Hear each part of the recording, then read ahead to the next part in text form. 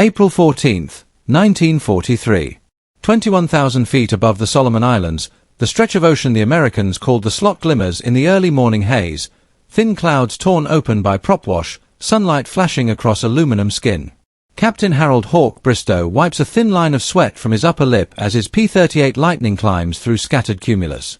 The twin Allison engines hum with a deep metallic vibration that resonates through his boots, through the control column, through his bones. To his right, slightly low, flies his wingman, First Lieutenant Raymond Ortiz, calm, focused, barely speaking over the radio unless it matters. Below them, the fragile ribbon of ocean hides a cluster of slow-moving Allied supply craft, small ships creeping toward Guadalcanal. Easy prey.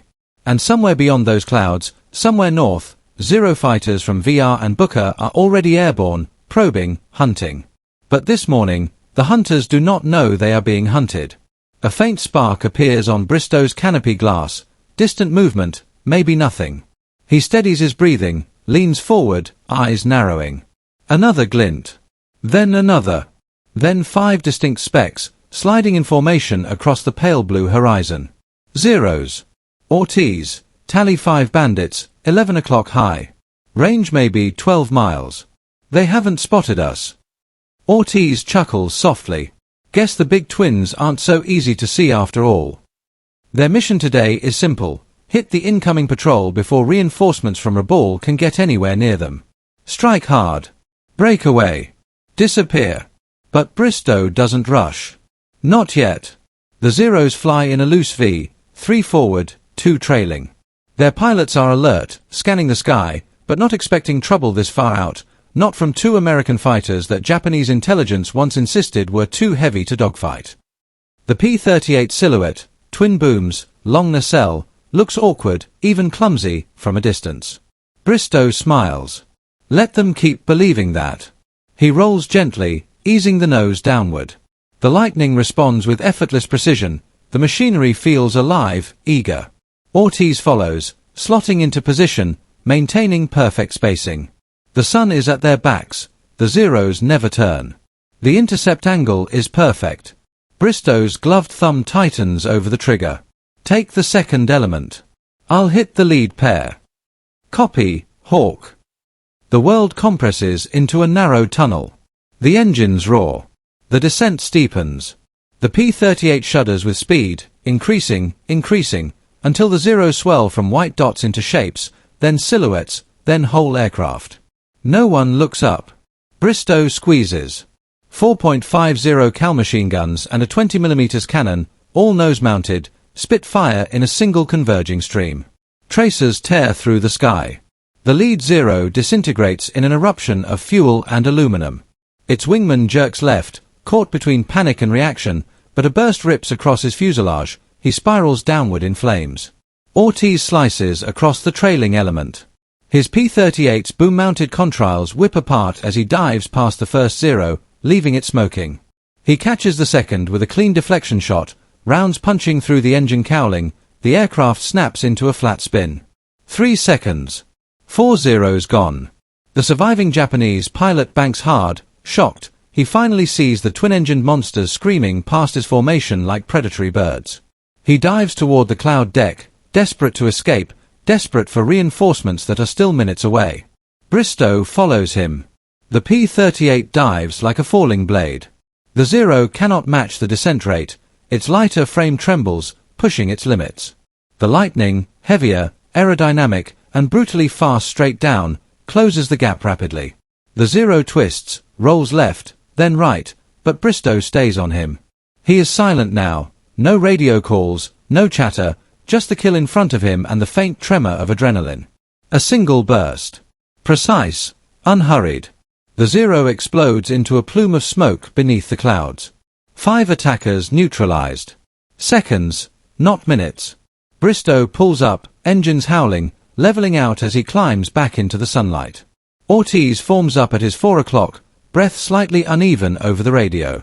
5 kills before they could even blink, Ortiz murmurs. They're gonna be screaming for backup from Rabaul after this. Bristow glances south, toward the convoy. Safe, for now. But he knows this isn't the end. Japanese reinforcements will come. They always do. And today, the Solomon sky is only beginning to wake. High over the churning sea, the smoke trails of 5 fallen Zeros still drift like thin black scars across the sky. Bristow and Ortiz level off at 18,000 feet, engines throttled back to climb power, searching the horizon with sharpened eyes. The radio crackles with faint chatter from the convoy below, nervous voices asking if the threat is gone, if the morning ambush is over. But Bristow knows better. Ortiz, Rabal's not gonna ignore 5 missing fighters, he mutters, scanning the northwest quadrant. Count on a scramble. Maybe 2 elements. Ortiz exhales slowly. We gonna greet them too. If they're heading toward the convoy, yes. The wind whistles across the canopy, a thin, constant hiss. The P-38s carve sweeping arcs across the morning sky, their silver skins catching the light like mirrored blades. The air grows warmer as they descend slightly, keeping energy in reserve. Far to the north, above the faint shadow of New Britain, something flickers, a distant shape, then another. Bristow stiffens. Contact. Multiple. Maybe 10 miles out. He banks left, bringing the Lightning's nose toward the threat. The horizon shifts, the ocean tilts, the sunlight glints across the twin booms. Ortiz drifts slightly right, keeping formation tight. The shapes multiply as they approach, more Zeros, flying in disciplined rows. Reinforcements. And a full-strength one. At least 8 aircraft, maybe more. The Japanese pilots are alert this time, scanning aggressively, expecting trouble. The loss of the first patrol has already been reported. The sudden disappearance of 5 fighters has rattled command. These reinforcements aren't flying casually, they're hunting. But they still aren't expecting 2 American fighters to come at them. 2 of us, Ortiz murmurs. Against 8. Bristow smirks. They don't know that yet. He pushes the throttle forward. The Allison engines surge in unison, prop tip screaming at near supersonic speed. The P-38 lunges ahead like a predator spotting wounded prey. The distance closes rapidly. The Japanese formation suddenly shifts. One of the Zeros banks hard, spotting the approaching glints of silver. A sharp call crackles across their radios. Their line tightens. The element leaders redistribute, 2 climbing, 2 descending, 4 holding center. They spread like a defensive net. Too slow. Bristow angles down, slicing through the top layer of clouds, letting the moisture streak across his canopy before re-emerging with the sun directly behind him. The Zeros look up, but are blinded by the glare. Perfect. He fires first. The Lightning spits molten fire again, nose-mounted guns stitching a clean line through the lead Zero's fuselage. The fighter bursts apart in a violent roll, spinning into the formation below. Confusion ripples instantly through the Japanese ranks. Ortiz dives on the underside element. His tracers rake across a Zero's wing route. The aircraft jerks sideways, leaving a white vapor trail as it drops into the soup below. The sky becomes chaos. Zeros scatter in all directions, some climbing, others diving, a few circling desperately to get position behind the Lightnings. Their pilots curse in shock. A twin-engine American fighter should not be this fast. It should not turn like this. It should not be walking through their formation with this kind of authority. But the P-38 isn't dogfighting on Zero terms. It is choosing the fight, diving, firing, climbing, vanishing, then descending again with murderous speed. 1-0 tries to cut Bristow off on the right. He rolls inverted, pulls sharply, and feels the G-forces crush him into the seat. His vision grays at the edges, but he holds the maneuver. The Lightning arcs behind the Zero's tail, impossible for a normal fighter to do so quickly, and Bristow fires a short burst. The Zero erupts into smoke, spiraling downward in pieces. Ortiz yells, 2 on my 6. Brake left, sharp. Bristow commands. Ortiz yanks the stick.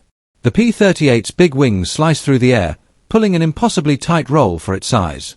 The 2 Zeros chasing him overshoot, caught off guard by the twin-engine fighter's sudden agility. Bristow dives across their path, cutting them off. His gun ports flash, 1-0 disintegrates instantly, the other limps away trailing flame. The Japanese pilots are panicking now. Their formation is gone. Their numbers don't matter. The Lightnings are too fast, too controlled, too relentless. The Zeros claw for altitude, trying to pull into vertical maneuvers, but the P-38 simply extend away, climb using sheer engine power, then return with another shimmering dive. Bristow checks his 6, breath steady. 3 more down. Ortiz, status. Still kicking. You. Same. Only 4 Zeros remain in the sky, scattered, confused, desperately searching for angles that no longer exist. Bristow pulls back into a climbing turn, preparing for another strike. The reinforcements are slipping, crumbling under pressure they never anticipated. The air above the slot twists into a maze of smoke trails, spirals, and burning fragments. The 4 remaining Zeros circle warily, no longer flying with the crisp formation discipline they launched with. Their pilots have shifted from confidence to desperation. Bristow steadies his breathing. The Lightning's cockpit is warm, humid, the sunlight casting long reflections across the instrument panel. The engines hum at a controlled growl, hot, powerful, responsive. His gloved hand rests lightly on the throttle quadrant as he surveys the chaotic airspace. Ortiz drifts back into formation beside him, his P-38's left boom streaked with powder residue from repeated firing. For left, Ortiz says. But they're not coming at us. They're trying to regroup, Bristow replies. And they're scared to commit. The Japanese pilots circle, glancing over shoulders, scanning every direction. They expect more American fighters, an entire squadron maybe. They can't wrap their heads around 2 P-38s doing this alone. Bristow banks slightly, watching 1 Zero climb too steeply. Alone. Vulnerable. He presses the PTT switch. Ortiz, cover me. He dives. The Lightning drops like a polished axe head. Wind screeches along the panel seams. The Zero pilot spots him too late and panics into a roll, but rolling is exactly what Bristow wanted. Zeros bleed energy fast when they roll. The Lightning does not. Bristow fires. The burst shreds the Zero's right wing root. The fighter cartwheels violently before scattering across the ocean in burning arcs of debris. 3 left. Ortiz shouts, "My 6! 1 coming in hot." Bristow snaps his head around. A Zero, nose down, is closing on Ortiz with terrifying speed, its 20mm cannon flashing amber sparks. Rounds streak past Ortiz's canopy. The P-38 shakes under the near-miss turbulence. Bristow yanks his Lightning into a high-G corkscrew maneuver, an aggressive vertical roll that slams him into his seat with crushing force. His teeth clench. His vision compresses. He forces the aircraft over the top and dives down the backside of the maneuver, dropping squarely behind the attacking Zero. 1 burst. The Zero's cockpit erupts. The fighter nosedives and explodes against the churning sea. 2 left. Ortiz exhales shakily. "Thanks, Hawk. I was seconds from bailing." "Don't thank me yet." The last 2 Zeros are fleeing, not retreating in an organized fashion, but outright fleeing. They dive low, skimming the cloud deck, heading north, back toward New Britain, back toward the safety of larger formations, away from this impossible duel. Bristow throttles up.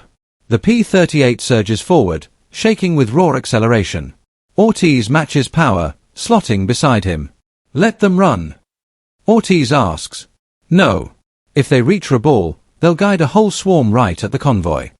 The Lightnings thunder through the sky in pursuit. Their props carve twin spirals of mist as they punch through the edge of a cloud layer. The 2 Zeros below twist and weave in low, frantic evasive patterns. The pilots throw every ounce of maneuverability into the controls, rolls, sudden yaws, brake turns.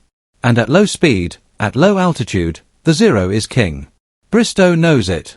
"Careful," he warns. "They want us to get slow. They win slow." He pulls up slightly, taking the energy advantage. Ortiz follows his lead instantly.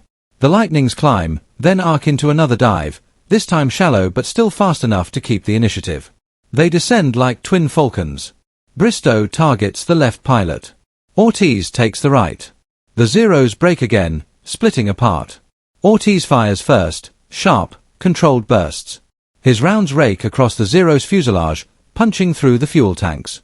A plume of dark smoke bursts outward. The fighter lists, then plunges downward into a spiraling fall. 1 left. The final Zero tries a desperate vertical climb, hoping to force one of the Lightnings into a stall. Bristow laughs under his breath. "Bad choice, pal." He opens throttle fully. The twin Allisons howl. The P-38 climbs like a rocket. The Zero's nose trembles under stress. Its lightweight frame can't hold the same angle for long. It stalls, abrupt, violent. Its nose drops, wings wobbling as the aircraft falls into a downward arc. Bristow lines up his shot. A single burst. The final Zero bursts into flames and drops from the sky, leaving a twisting smoke trail behind it. Silence settles over the sky. The ocean below ripples calmly, indifferent to the destruction above. The convoy continues forward, unaware of how close death had flown. Ortiz finally breaks the quiet. 8 Zeros, down to none. 2 Lightnings still up. Bristow pulls the nose toward Guadalcanal. And Rabaul is still waking up. We're not out yet. But for now, for a moment, the sky belongs to them. The Solomon sky grows strangely quiet after the last Zero falls. It's an unnatural silence, no distant engines, no scattered gunfire, only the faint thrum of Bristow's and Ortiz's lightnings cutting through the humid air. Below, the ocean glitters with broken reflections of morning light. The convoy, small, vulnerable, desperately important, pushes southward unaware that its survival has just been purchased by 2 lone fighters. Bristow levels off at 12,000 feet, scanning every quadrant with disciplined precision. His breathing is steady now, his hands calm. But beneath that steadiness is a familiar tension, a sense that the fight is not over yet. Ortiz, he says quietly, how are your ammo counters? Ortiz checks. 2 belts left on the .50s, cannons half spent. Enough for another dance if we have to, but not enough to stay long. Bristow nods. Figures. He checks his own, about the same. Enough to slice through a lone patrol. Not enough for what he fears is coming next. Because Rabaul never sends just one reinforcement wave. Ortiz seems to follow the same thought. What do you think? 5 minutes? 10? Bristow glances toward the hazy outline of New Britain, barely visible through the scattered clouds. Rabaul sits behind those mountains, a fortress bursting with fighters, Zeros, Betty bombers, and the pilots who had once dominated the Pacific Air War. He exhales. We've got maybe 6 minutes before they vector a whole hornet's nest right at us. The radio crackles weakly. An Allied convoy controller, voice tense, calls for an update. Bristow answers, convoy is clear for now. But you need to get under cloud cover and push hard. Fast. Roger, Lightning Leader. Much appreciated. The last words sound small. Inadequate. No one down there knows that 2 Lightnings just bled out an entire Japanese patrol group and shattered a second wave before it could form a coherent attack. Bristow banks toward the southwest, keeping altitude. Ortiz moves tight to his wing. The 2 P-38s glide in smooth formation, engines humming steadily, their silver frames streaked with smoke and carbon. Then, there. On the northern horizon. Faint at first. Growing. Specks. Not 5. Not 8. At least 15. A full fighter sweep. Ortiz whispers, they launched everyone. Yeah, Bristow murmurs. They're hunting ghosts. The incoming formation spreads wide, sunlight flashing on their wings like a ripple of steel. They are too far to see the twin booms precisely, but they know the direction of the earlier fight. They know something wiped out their comrades. And they want to find whatever did it. Bristow tightens his grip on the throttle. We don't engage.